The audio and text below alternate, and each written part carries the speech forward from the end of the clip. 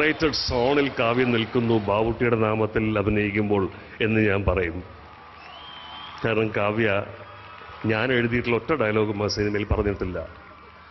അതിൻ്റെ മുഴുവൻ നീലേശ്വരം ഭാഷ്യമാണ് കാവ്യ പറഞ്ഞിട്ടുള്ളത്. അതൊരു വലിയ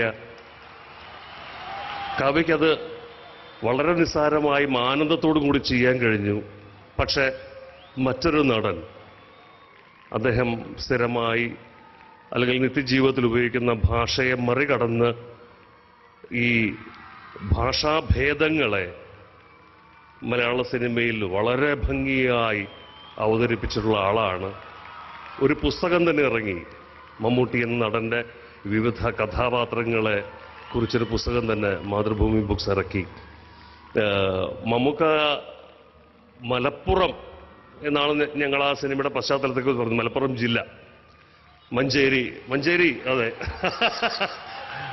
മഞ്ചേരിയുമായി മമ്മൂക്കയ്ക്ക് സിനിമയ്ക്ക് മുമ്പുള്ള ബന്ധമുണ്ടായിരുന്നു. അതുകൊണ്ട് തന്നെ ബാവുട്ടി മഞ്ചേരിയുടെ പ്രാദേശിക ഭാഷ സംസാരിക്കുന്നു, കാവ്യ വനജയായി നീലേശ്വരം ഭാഷ സംസാരിക്കുന്നു.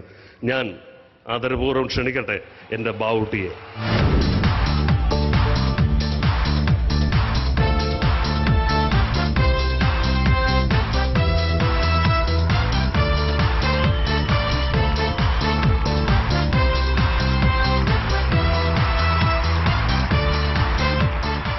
നിങ്ങളിപ്പോ വന്ന ദുബായിക്ക് ഞാനടപ്പം ഞാനെടുത്തന്നല്ലേ ഉണ്ടായിനി, ഞാനവിടെ പോയിനി.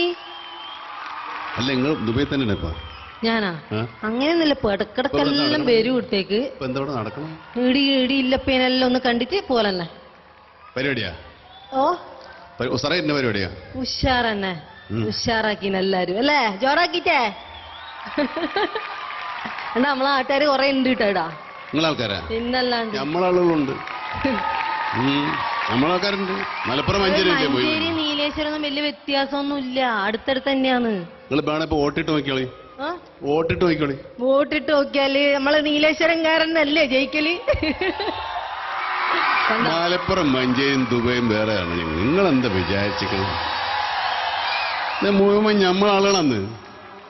എനിക്ക് തോന്നുന്നു മുകേഷിന്റെ മുഖത്തുള്ളൊരു ചിരി ഈ സിനിമ ഇറങ്ങുമ്പോൾ മലയാളത്തിൽ സബ് ടൈറ്റിലിംഗ് ഉണ്ടാവുമോ എന്നാണ് മുകേഷ് ചിന്തിക്കാൻ സാധ്യതയുള്ളത്.